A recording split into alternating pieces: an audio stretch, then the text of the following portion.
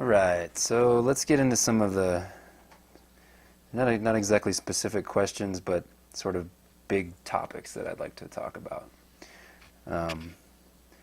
Number one on the list, Oh, that's energy. top. Let's start at the top. I want to talk about energy because, in the later books, Carlos talks about perceiving energy as it flows in the universe, right? And I know that you also talk about perceiving or understanding on an energetic level, the underlying kind of energetic of what's going on around us. So what does it take on the part of an individual to perceive energy as it flows in the universe? What does that mean? All right. Well, people think they use energy. They don't understand they also generate energy. You see, it's the kind of energy that I refer to in that is that energy, that source that's causing us to be alive. Right. My definition of alive is not this. It's what's looking out of here. Because once this stops looking out of here, this is no longer animated. Right? So it's the force that's looking out of our eyes, right, which is also doing this and doing everything.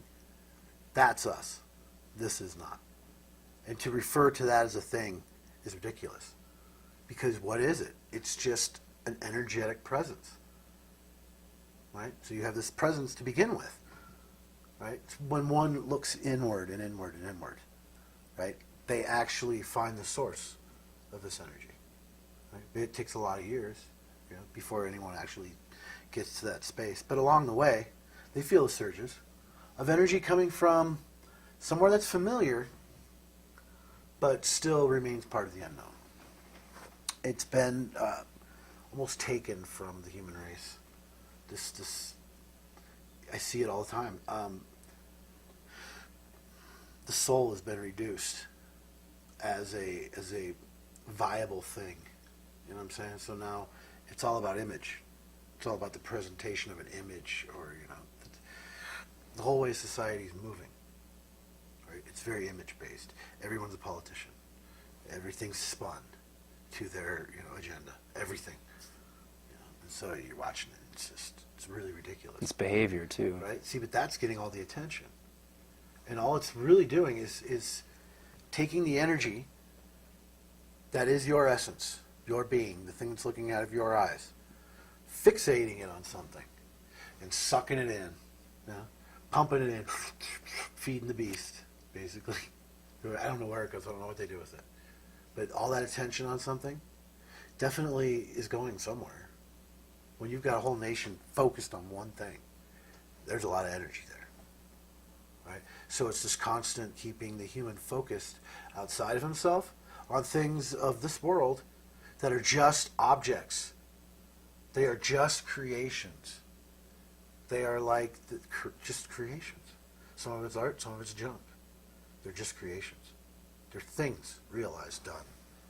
But we're not that. We are the essence looking out of our eyeballs. You understand that? I mean, I wonder how many people really do. Have they ever wondered what is it that's looking out of their eyes? And furthermore, where is it looking from? Right? They'd be astonished to find out what they really are if they were to take that trip the other way and find out where is the source of this. Just that alone. Yeah, anybody with a lot of damage, you're going to see that. As you start moving back up, here you are looking out of your eyeballs, right? It's coming from somewhere. You start tracing it. Yeah, you're going to find some emotional baggage. Yeah, you're going to find a lot of all the traumatic experiences you've had. You're going to find it all. And you're going to find that these things are saturated with your energy, which is why they're so pronounced. Because they're saturated with life force, yours. That's your energy. Right? Now look where people put it. Right? I mean, just the reality we're in. Look how much possession goes on, how much consumption goes on. Where is that energy going? Right? We're taught that you have to, be doing something. Right? Either something productive or consuming. Either produce or consume. Everybody's doing both, really. right?